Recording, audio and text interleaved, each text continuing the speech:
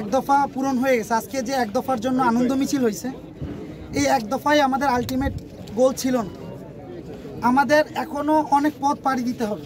তবে আমরা লক্ষ্য করেছি আমাদের প্রতিবাদ করতে গিয়ে আমাদের অনেক সম্মানিত শিক্ষকদের সাথে অনেক সময় বেয়াদবি হয়েছে বা কথা কাটাকাটি, কথার যুক্তি বা যুক্তিতর্কের মাধ্যমে আমাদের শিক্ষকদের মাধ্যমে আমাদের একটা দূরত্ব ক্রিয়েট হয়েছে। আমরা আমাদের সম্মানিত শিক্ষকদের কাছে করজোড়ে অনুরোধ করছি এবং ক্ষমা প্রার্থনা করছি। আমাদের শিক্ষকরা আমাদের পিতার সমতুল্য, আমরা আশা করব আমাদের শিক্ষকরা আমাদের ক্ষমা করে দিবেন। ইনকিলাব ইনকিলাব জিন্দাবাদ জিন্দাবাদ, ইনকিলাব ইনকিলাব জিন্দাবাদ জিন্দাবাদ, ইনকিলাব ইনকিলাব জিন্দাবাদ জিন্দাবাদ। আমরা ধন্যবাদ জানাতে চাই অন্তর্বর্তীকালীন সরকারের শিক্ষা উপদেষ্টাকে, যিনি আমাদের অনশনকারীদেরকে সহমর্মিতা প্রকাশের জন্য এই সুদূর খুলনায় চলে এসেছিলেন।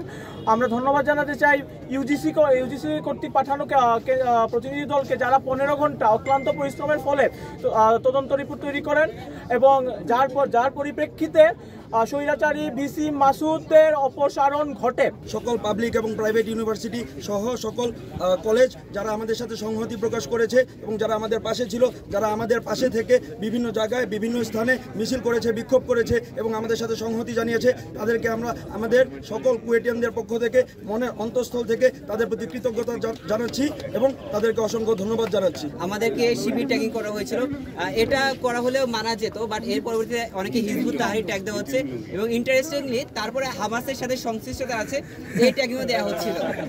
তো আসলে আমি বলতে চাই, এই যে আন্দোলন যেটা আছে, এটা আমাদের কুয়েটের 5000 শিক্ষার্থীর আন্দোলন।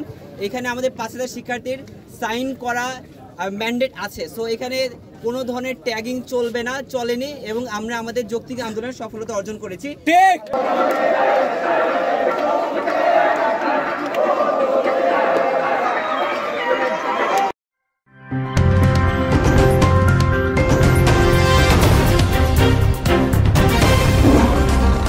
Voice of Tiger.